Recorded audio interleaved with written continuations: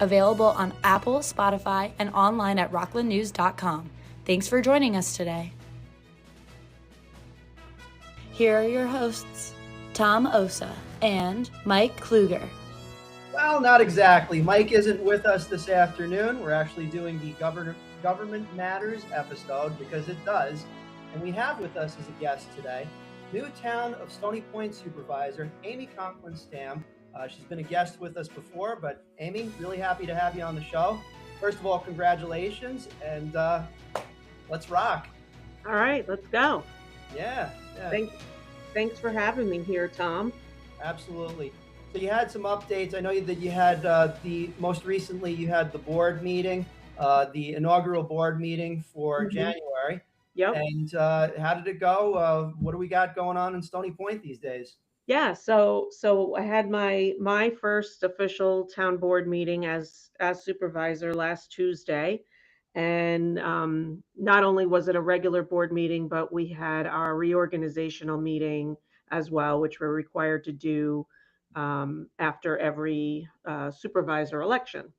So it was a packed agenda. You know, it was a lot to get through.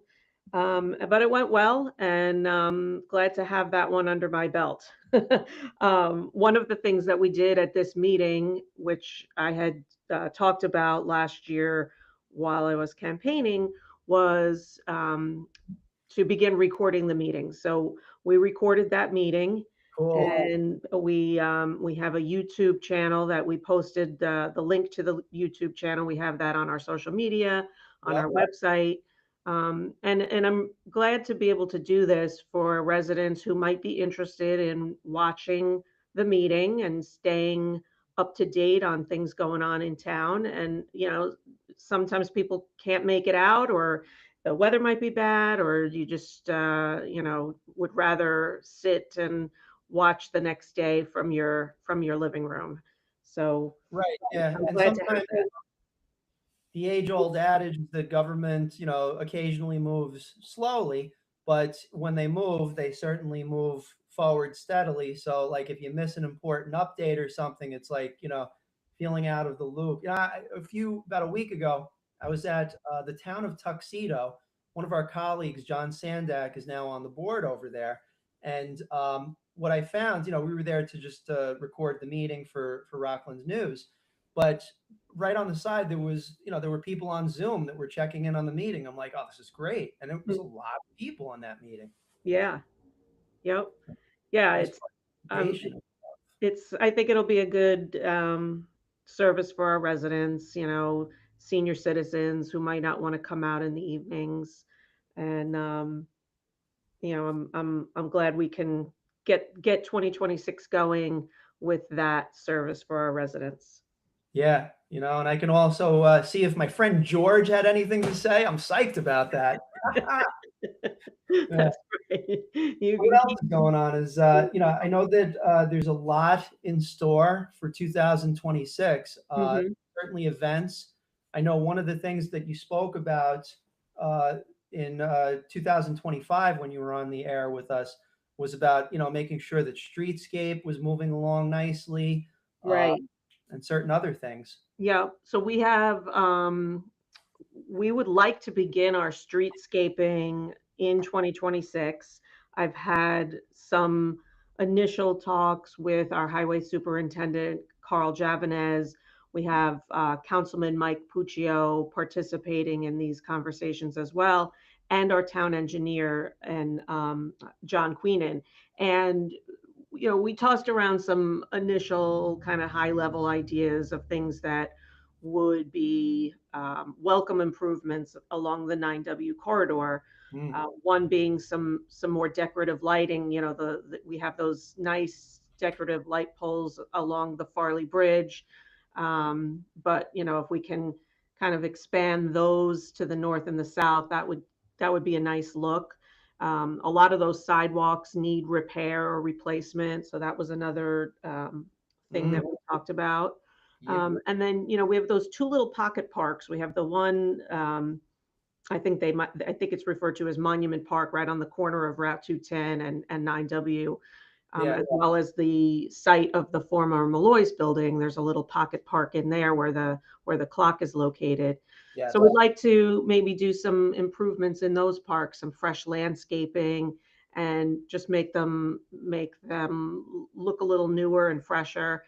So those were the initial ideas, but we also want some input from our residents.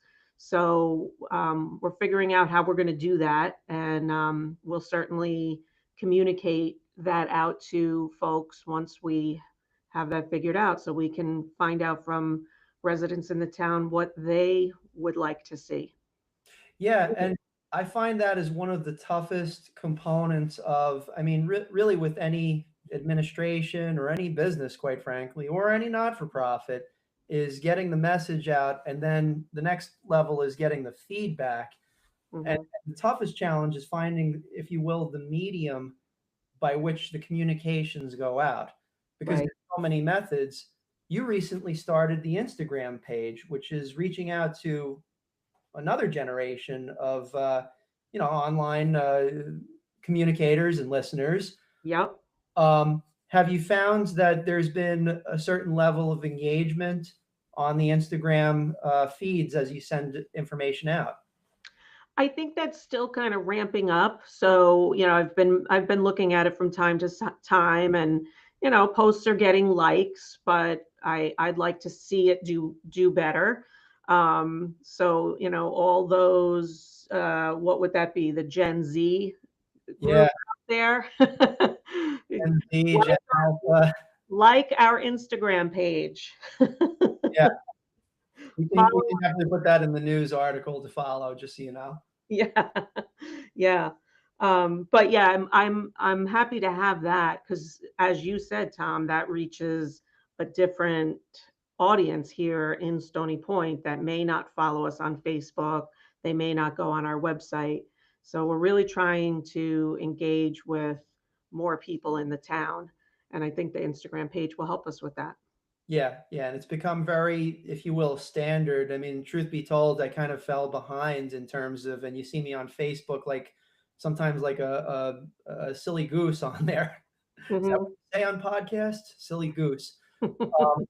But yeah, like, I mean, I embraced Facebook very early just because that was the times. Mhm. But when Instagram came out, I'm like, you know what? I just don't have time to put the really nice photo together or the video that really resonates. So there's some creative challenges that come along with successfully putting an Instagram out there. So Yes. you got a good team behind the scenes too. That's right, I do. Yep, and that's why we're where we're at only 2 weeks in. So you mentioned streetscape.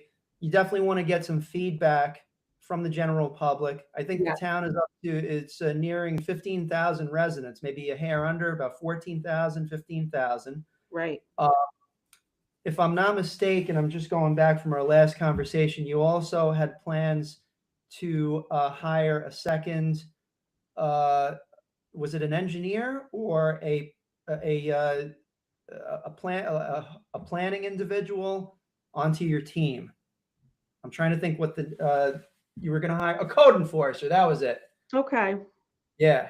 Yeah, so I think actually we're our staffing in the building department is pretty good at this point, but and this is maybe what you're alluding to.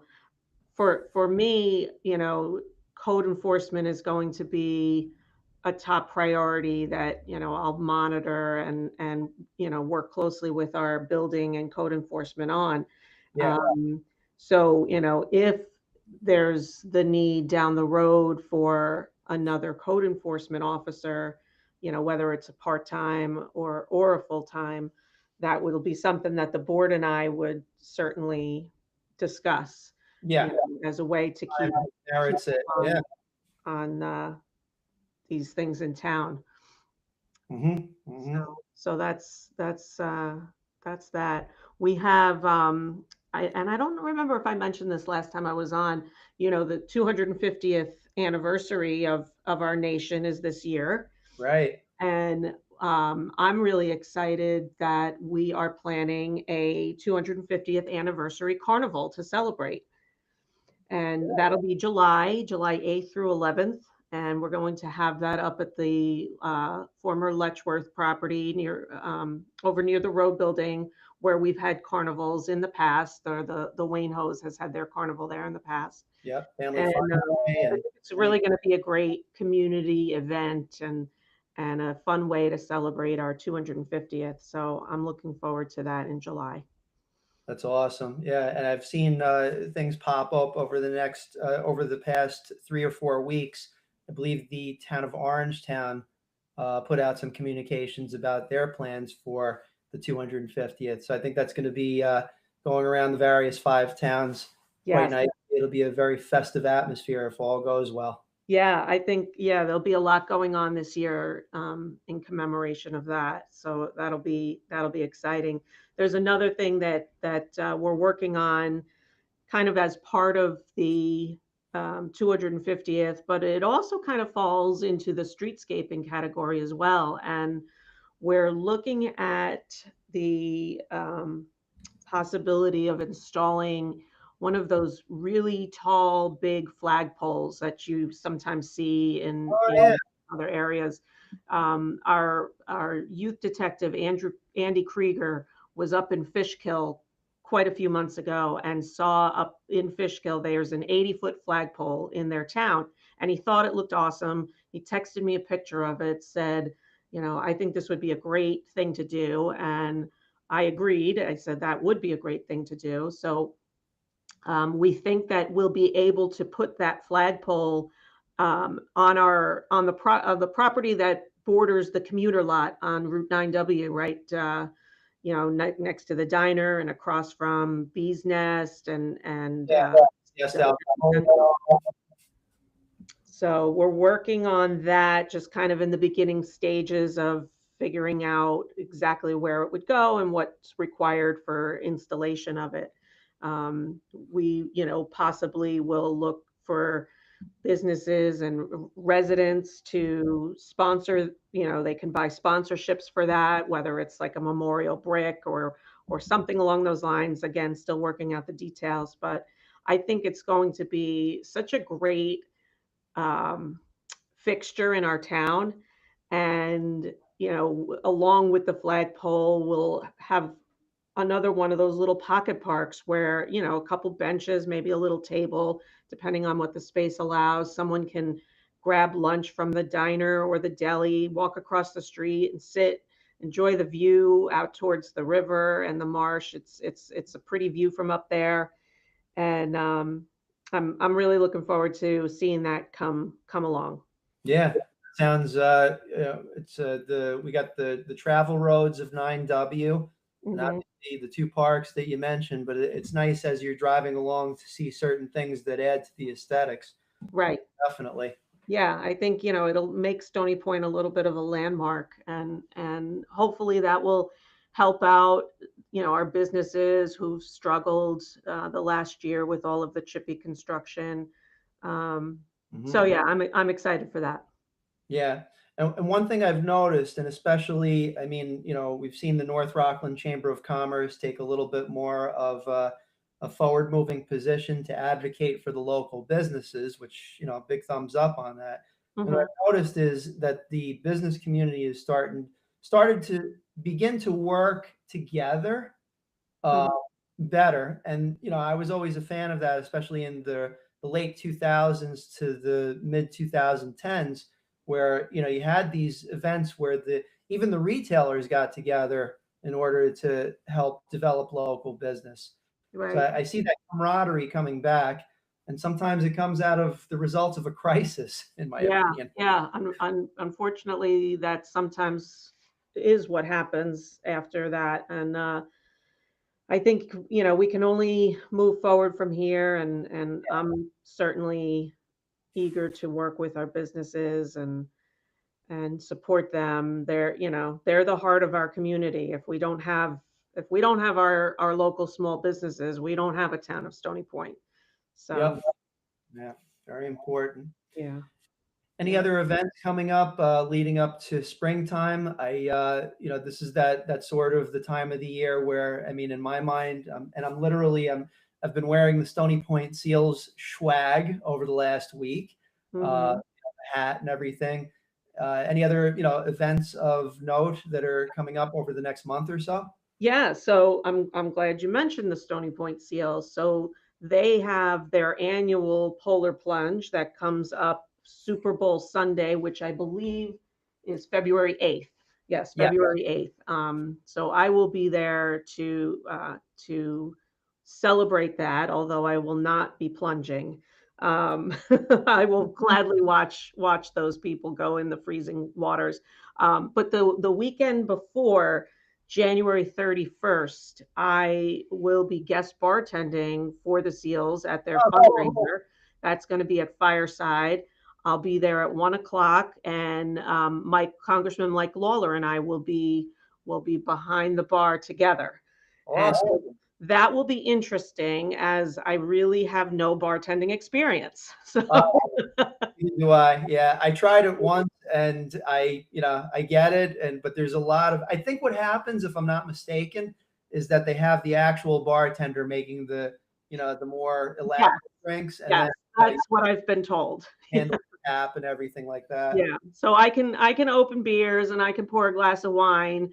So, come down on the 31st and visit me, and maybe I'll be good for a laugh or two behind the bar and raise some money for the Seals, which is such a great organization. That's cool. Yeah. Well, as a matter of fact, I mean, not just be there, but try to cover the event as well. I Great. always get the opportunity to be at the actual plunge. And just for those of you that are listening in, as Amy mentioned, the plunge this year is on February 8th. That's Super Bowl Sunday. And let me just read off of the Stony Point Seals website, stonypointseals.com.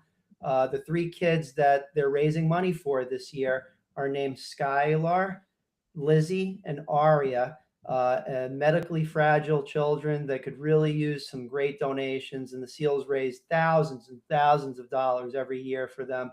So it's a Mhm. really good cause, good people, and a fun time too. Yes. Just watching, and I'm in on it, jumping in the water. But it's just a really, when you see a bunch of people just running into cold, freezing water like nut jobs, puts a warm spot in everybody's hearts, the ones that are watching the nut jobs go in the water. Right. Yeah, absolutely. We have Yeah. some fun with that. Yeah, that'll be the next couple weeks, the bartending and then the actual plunge. So that'll be fun for a good cause. Very cool. I haven't reached out to Stephanie, the president of the North Rockland Chamber, in the last few weeks. Everybody's been busy, self included, you, of course. Mm. But just trying to connect in on that with the chamber, many of the chamber members too. Because what's funny is, and obviously this is not my podcast, this is yours. But what I find interesting is like people just find out about this. Like I found out about it, I think in 2008. I didn't even realize this thing was going on for 5 years. Right. And then all of a sudden, I just show up one day. There's like hundreds of people, which is now thousands of people Yeah. there. And Yep. it's amazing what they've done over the years. Yep. They get a great turnout, and it's for a great cause. You listed those children's names, and it's sad that year over year there continues to be so many families that have children with illnesses or medical conditions that need assistance, and Yeah. it's so great that as a community we can all help them. Yeah. Yeah. All the things that, the gripes of the months and the years, they kind of go aside. I even have no problem hugging George at these events. If he so allows me, I would say, "Hey man, it's good to see you here. And thanks for being here." That sounds great. Um, Yeah, so other than I mean, I've been keeping busy. Obviously, my first few weeks, I've been, scheduling a lot of meetings with folks, different people. Last week, I went and visited both of our senior citizens clubs. We have a Monday group and a Tuesday group, and Yeah. stopped by there and met with them. That was a lot of fun. And last week, I was actually in Albany for the latter half of the week at the New York Association of Towns newly elected officials training school. They have that? And that Wow. was really interesting. I mean, they do such a great job with that. I learned a ton, some great information they provide just on all things that supervisors need to know. So it was somewhat overwhelming, but also really, really helpful. And they're a great resource that I know I can turn to if needed as I'm, uh, Yeah. getting through the next few weeks and months and you know, Don't say it yet. The years. yeah, Don't yeah. say it yet. Yep. So I was there and I was really glad I had the opportunity to do that. Yeah, and yeah, it reminds me of Leadership Rocklands locally, Yeah. where it's almost like for lack of a better term, the layers of the onion get peeled back, and you see some of the deeper rooted infrastructure issues and Hmm. things that I think are tough to communicate because there's just so much of it, and so much comes to the elected officials at once. The a really tangible soft skill is being able to organize all that. Uh, Yes. Yes, that's been, something I've been working on, the last few weeks is how to best organize my day so I can get all of the things done that I want to get done. And some days I think I'm better at it than others, and we'll see. Hopefully, I continue to improve. yeah. Well, there's a local business person who will remain completely nameless, and it isn't me. I spoke with this individual, and I said, "What's your secret to getting the work week started?" And that person said one word: cry.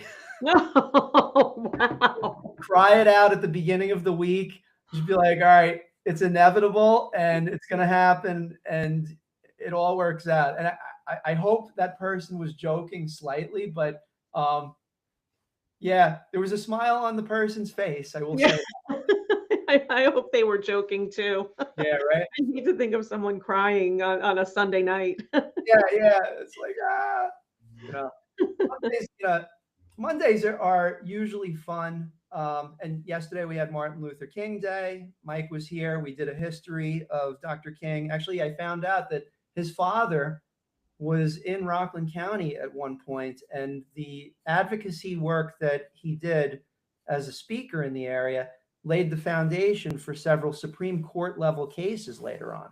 Wow. Yeah, like Wikipedia. That was pretty impressive. Do you have any, at least from your, you've worked within administration for some time now. Are Mhm. there any particular, general routines, startup routines for the workday that are time tested and well approved? Meaning how have I started my day, or how am I starting my day on a Yeah, like, as a person that likes to have a coffee when I'm sitting down in front of the yeah, computer, that's like a must for me. yeah, yeah. Well, that's funny you say that. So I've realized that I always I give myself enough time in the morning before I leave for work to just sit at home and enjoy a cup of coffee. And I've noticed that when I'm having that cup of coffee, I'll start thinking about the things that I want to do that day. So the first time that happened, I just thought about them and then I got to work and said, what was those things that I wanted to do? So now I've been writing them down. So I've Mhm. I've been sitting, I sit in my kitchen, I'm jotting down things that come to mind that I want to tackle, and that does help me get going. Now, of course, there's been days when I'll get, halfway through the day and haven't even tackled anything on that list because other things come up that need to be dealt with Can't immediately. But not relate to that at all. cannot relate to that whatsoever. It's so calm and serene over here in the web development world. Yep. Yeah. But that seems to be working for me. And I feel like, at least I'm showing up at the office with a plan. Yeah. And so, doing pretty good on the to-do list for this morning, especially after being out for a couple days last week when I was in Albany. The list was a little bit longer than it had been the previous week, but checking things off. So Yeah, absolutely. Yeah, yeah. the checklist is very useful. Yes, yes. And I'm a paper and pen gal. I like to write it down and have it, on a piece of paper, not on my phone or things like that. Although I do use reminders on my phone, and that is always also very helpful. Yeah, yeah. I got this thing with the Google device it's like I asked Google to set a reminder, like a timer. Hmm. That seems to help. But Yep. the struggle is real. It's amazing the level of technology that is expected, even for the typical Joe to use. The bar has definitely risen over the last several years. Absolutely. Yep. Well, Yes. yeah. Go ahead. I'm sorry. No, that's okay. I was just going to say, other than that, that's pretty much Stony Point as of January 20th. And Mhm. we don't have too much coming up in terms of other events. When we talked about the SEALs event, a little quieter in the winter months in terms of events. I think the PAL has maybe their drive-in movie, I think, coming up in February. But I'm All right. unsure of the date. But the PAL really does a great job with events throughout the year. And last week they had a trip up to Bear Mountain to go ice skating. Oh, cool. Yeah, so they did that, and I think the event in February is a drive-in movie, which they've done for the past several years now. Right. Now you got portable theater screens that you could just lock and load. You fire it up, and then you could have a whole crowd in front of you watching the movie. Yep, yep. Well, always a pleasure to have you on the show. Amy Conklin-Stamm from the town of Stony Point. Thank listening you to very Rockland much News. for being, whoops, sorry, that was the wrong intro music. There we go. Thank you very much for being on the show once again, and we look forward to having you on the show. We're going to rotate around as always, but typically we'll have each of the town supervisors on every month. So we look forward to having you participate with us on Rockland News. Great. Thanks, Tom, for having me. All right, you got it. So everybody, thank you. Amy Conklin-Stamm from the town of Stony Point. We're just going to read off our sponsors real quick, and we'll be back momentarily with Boots on the Ground, which is a new series that we're doing with all the local retailers that run through our many chambers of commerce in the area. We'd like to thank Yabu Fence Company in West Nyack, New York, Dana Pest Control, Easy Temp located in Hackensack, New Jersey, Kobe Sushi with their jazz music lounge, music on Wednesdays and Saturday nights, Susan Bover from Coldwell Banker Realty, Lauren Molino Mower, Howard Hanna Rand Realty. Thanks for joining us. We'll see you next time. Take care.